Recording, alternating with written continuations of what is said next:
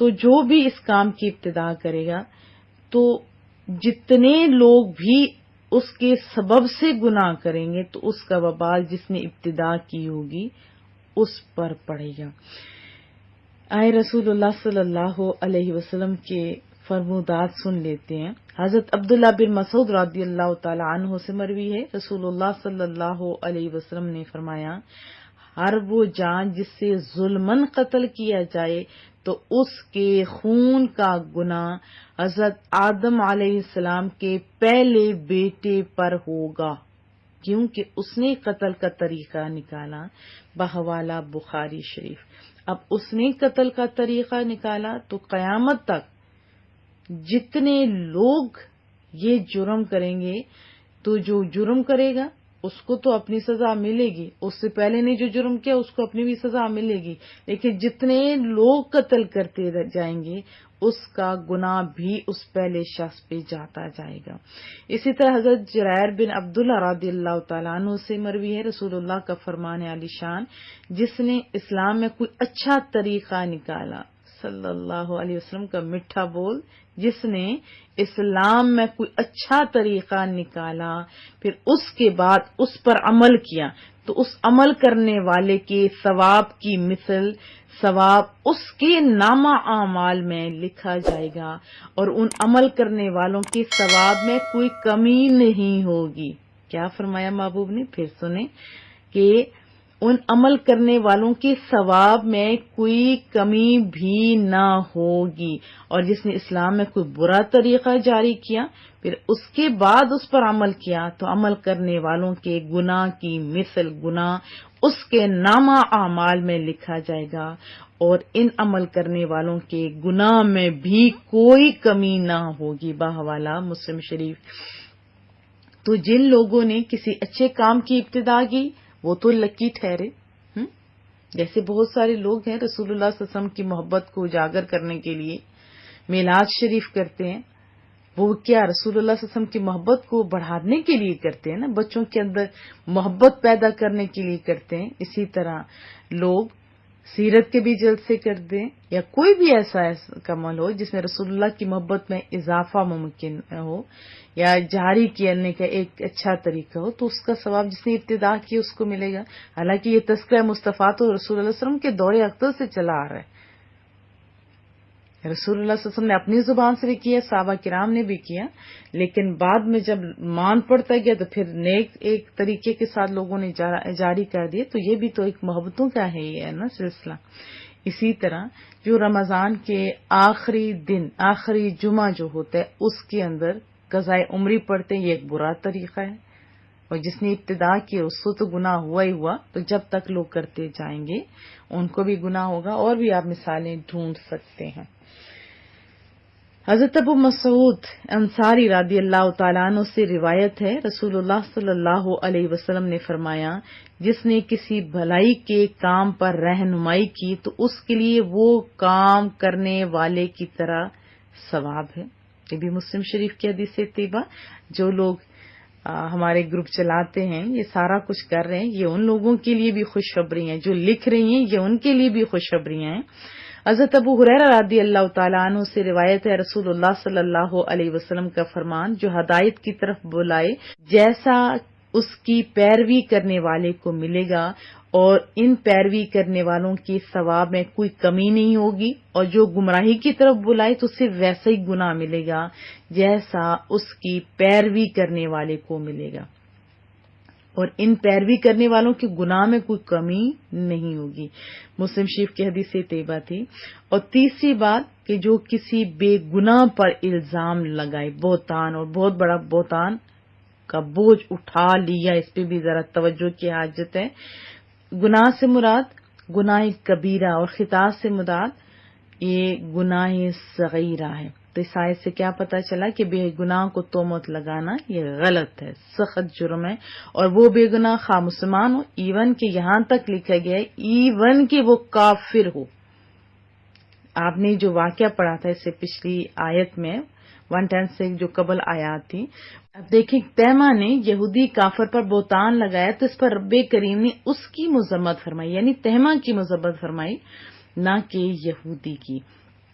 حضرت ابو دردہ رضی اللہ تعالیٰ عنہ سے مروی ہے، رسول اللہ صلی اللہ علیہ وسلم نے فرمایا، جس نے کسی کی کوئی ایسی بات ذکر کی جو اس میں نہیں، تاکہ اس کے ذریعے، اس بات کے ذریعے اس بندے کو عیب زدہ کرے، تو اللہ تعالیٰ اس بندے کو جہنم میں قید کرے گا یہاں تک کہ وہ اپنی کہی ہوئی بات ثابت کر دے۔ اس سے مراد کیا ہے کہ طویل عرصے تک وہ عذاب میں مبتلا رہے گا۔ معجم الاوسط کی حدیث سے اتباع حضرت عمر بن العاص سے مروی ہے، رسول اللہ صلی اللہ علیہ وسلم نے فرمایا، جس مرد یا عورت نے اپنی لونڈی کو، اپنی نوکرانی کو، اپنی لونڈیا کو غصے میں یا جیسے بھی کہا اے زانیہ، جبکہ اس لڑکی نے، یعنی وہ زانیہ نہیں ہے، جبکہ اس کے زنا سے آگاہ نہ ہو، تو قیامت کے دن وہ لونڈی اس اپنے جو مالک ہوگا انہیں کوڑے لگائے گی، کیونکہ دنیا میں ان کے لیے کوئی حد نہیں۔ اب کتنی اسلام میں یہ محبتیں ہیں، اور یعنی نفرت جہاں سے نکلتی ہے اس کا ہی دروازہ بند کر دیا۔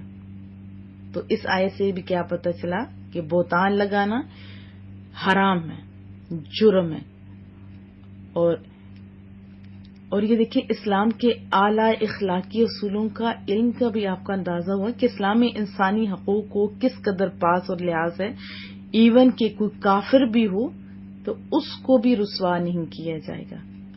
اور اگر کوئی نوکرانیاں جیسے ہوتے ہیں، یہ تو اللہ کی اپنی عنایت ہے نا، کسی کو کسی گھر میں پیدا کر دے، کسی کو کوئی چیز سے نواز دے، کسی کو کمی کر دے، لیکن وہ کمی نہیں کرتا، یاد رکھیے۔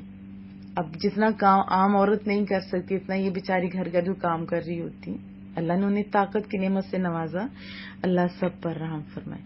بہرحال پھر اس کے بعد جو 113 آیت مبارکہ ہے، فرمایا اے حبیب صلی اللہ علیہ وسلم، اللہ کا آپ پر فضل اور رحمت ہے، آپ نبی ہو، نبی معصوم بنائے جاتے ہیں نا، اور پھر اللہ نے رازوں پر مطلع بھی کیا، جو جو بات ہوتی تھی فوراً وہ بات بتا دیتے تھے۔ اگر رسول اللہ صلی اللہ علیہ وسلم کو یعنی معصوم نہ بنایا ہوتا، ہر نبی معصوم ہوتا ہے، یاد رکھیے، اور آپ پر تمام جو علوم ہیں وہ ظاہر نہ کر دیے گئے ہوتے، تو آپ کو تو پھر اس طرح آسانی کے ساتھ لوگ کچھ کا کچھ بنا دیتے، بہکا دیتے، یعنی مراد کیا ہے، غلطی میں ڈال دیتے، دھوکے میں سے غلط فیصلہ کروا لیتے۔ تو رب کریم نے لمحہ لمحہ اپنے محبوب کریم کو ہر ایسے ظالم سے پہلے ہی آگاہ کر دیا کہ یہ جو ظلم کرنے والا ہے اس کی آنکھیں ایسے ہی کھلیں گی۔ تو یہ اللہ کی خاص عنایت ہے کہ رسول اللہ صلی اللہ علیہ وسلم کو کوئی بھی دھوکے میں نہیں ڈال سکا، نہیں ڈال سکتے تھے، کیونکہ ان کی حفاظت کا رب عز و جل نے خود ذمہ لیا ہوا ہے۔ فرمایا کہ یہ لوگ آپ کا کچھ نہیں بگاڑ سکتے، اللہ اکبر۔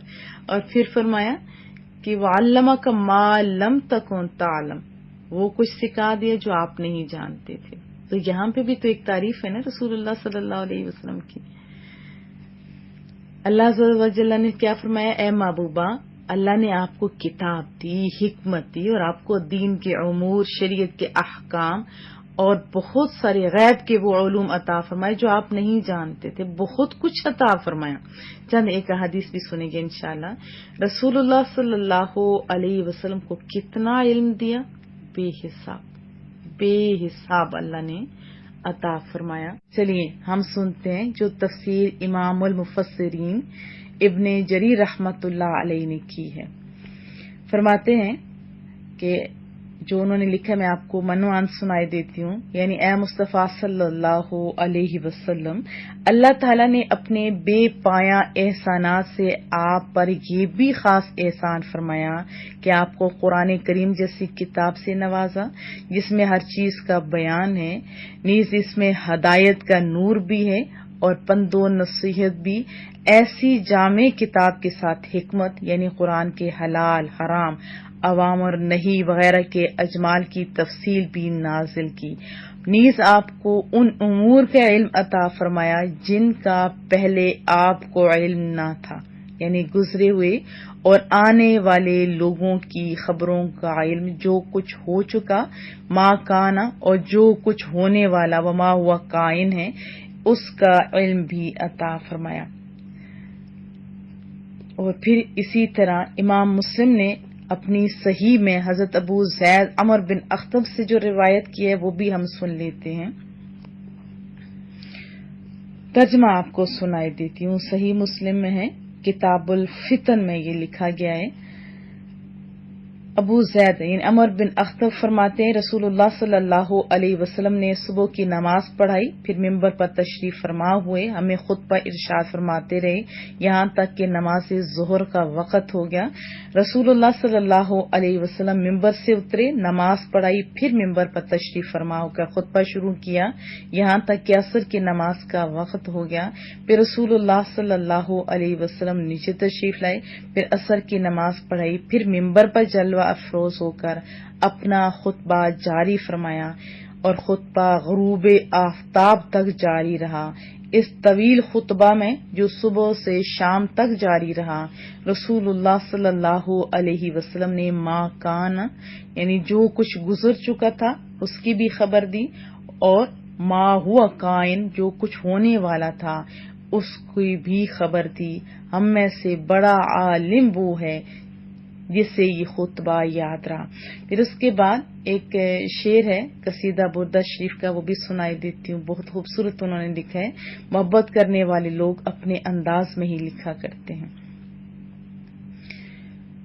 فَإِنَّ مِن جُودِكَ الدُّنْيَا وَضَرَّتَهَا، آپ سر سے بھی آپ پڑھ سکتے ہو، بہت خوبصورت ہے. ہم لوگ اپنے جو کالج لائف تھا اس میں پڑھا کرتے تھے. فَإِنَّ مِن جُودِكَ الدُّنْيَا وَضَرَّتَهَا وَمِنْ عُلُومِكَ عِلْمَ اللَّوْحِ وَالْقَلَمِ. اے نبی محترم، دنیا اور آخرت آپ ہی کی سخاوت سے ہے اور لوح و قلم کا علم آپ کے علم کے بے کراں کا ایک حصہ ہے.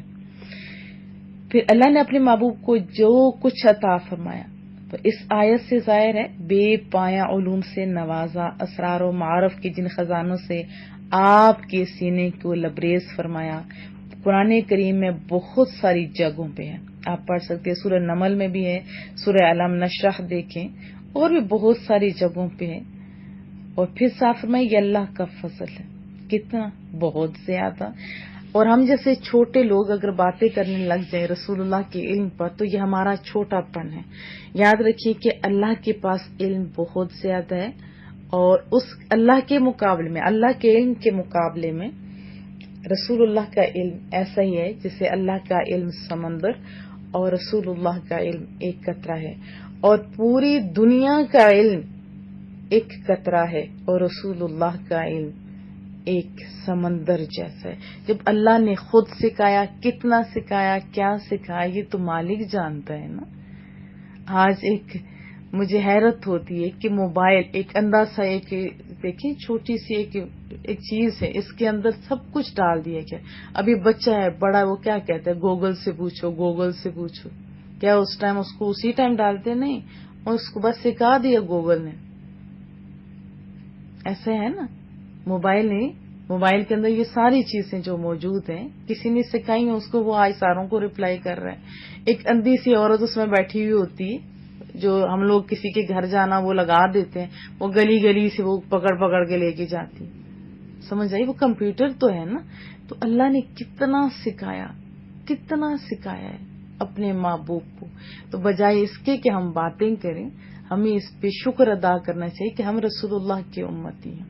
اور آج جب ہم رسول اللہ کے بارے میں، علم کے بارے میں بات کرتے ہیں تو آج مجھ سے کتنے غیر مسلم بچے بھی سوال کرتے ہیں.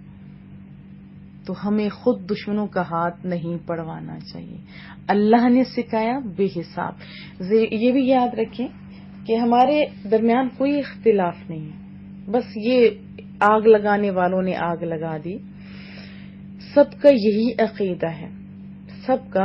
عقیدہ ہے کہ اللہ کا علم ذاتی ہے، اور باقی رسول اللہ کے پاس جو علم ہے وہ اللہ کی عطا سے، اللہ دینے والا ہے، وہ دے سکتا ہے. ان آیات کو اگر آپ اپنی آنکھیں کھول کے، دماغ کی کھڑکیاں کھول کے پڑھیں تو یہاں سے تو آپ کو بہت سارے سوالات کا جواب مل جائے گا.